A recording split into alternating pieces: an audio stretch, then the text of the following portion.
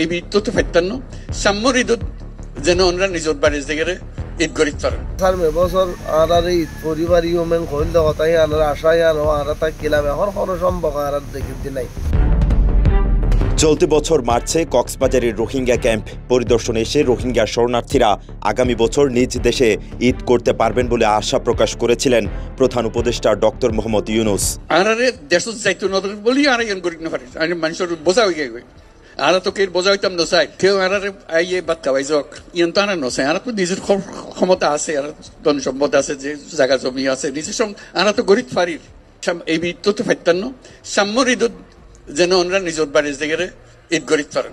সেদিন দেশের প্রধান উপদেষ্টার পাশে জাতিসংঘের মহাসচিব অ্যান্টনিও গুতেরেসের উপস্থিতি উখিয়ে টেকনাফ রোহিঙ্গা শিবিরে আশ্রিত লাখ লাখ রোহিঙ্গা নিজ জন্মভূমিতে ফেরার আশা বুনেছিলেন। মার্চ মাসের সেই বিশাল আনুষ্ঠানিকতা আর আশ্বাসের পর নতুন করে বিভিন্ন সীমান্ত দিয়ে বাংলাদেশে অনুপ্রবেশ করছে রোহিঙ্গারা।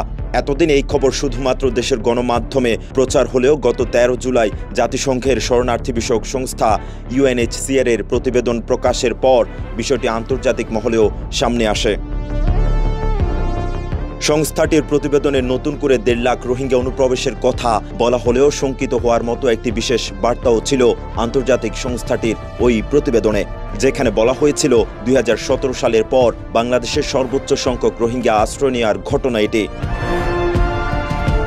জানা গেছে সশস্ত্র বিদ্রোহী গোষ্ঠী আরাকান আর্মি মিয়ানমারের রাখাইন রাজ্য পুরোপুরি কবজায় নেওয়ার পর থেকে জোরপূর্বক বাংলাদেশে পুশ করছে সেখানে থাকা রোহিঙ্গা মুসলিমদের। তথ্য বলছে শুধু যে পুশ করছে তা নয়, তারা রোহিঙ্গাদের কাছ থেকে আদায় করছে মোটা অঙ্কের টাকা।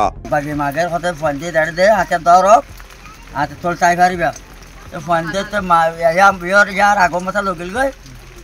মাস বাদে বাদে সরকার 100 লাখ টাকা ঘুরাইনি।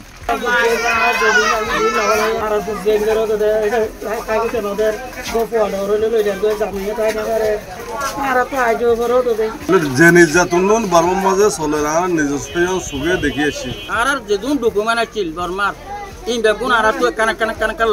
সম্প্রতি মিয়ানমার থেকে পালিয়ে আসা রোহিঙ্গারা জানান রাখাইনে আরাকান আর্মি তাদের উপর দিন দিন নির্যাতনের মাত্রা বাড়িয়ে চলেছে।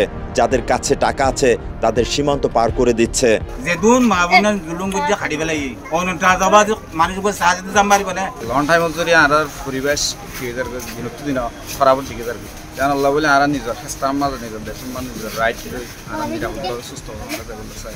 তথ্য বলছে আরাকান রাজ্যের সহিংসতা ও মানবাধিকার লঙ্ঘনের ঘটনা, এতে নতুন করে সংকটে পড়ছে সীমান্তবর্তী এলাকা ও আশ্রয়কেন্দ্রগুলো। রোহিঙ্গারা বলছে ডক্টর ইউনুসের বক্তব্যে প্রত্যাবাসনের যে আশার আলো দেখেছিল তারা, তা এখন আরো কঠিন হচ্ছে। They told us that all the Rohingya will be repatriated by their own determination to our homeland. But it's impossible to go in the Arakan because of they have lot of the barrier for us. Sir এবছর আর ঈদ পরিবার ইউমেন কইল কথাই আনার আশায় আনো আর তা কিলাম এখন কোনো সম্ভব আর দেখতে নাই। শান্তি নাই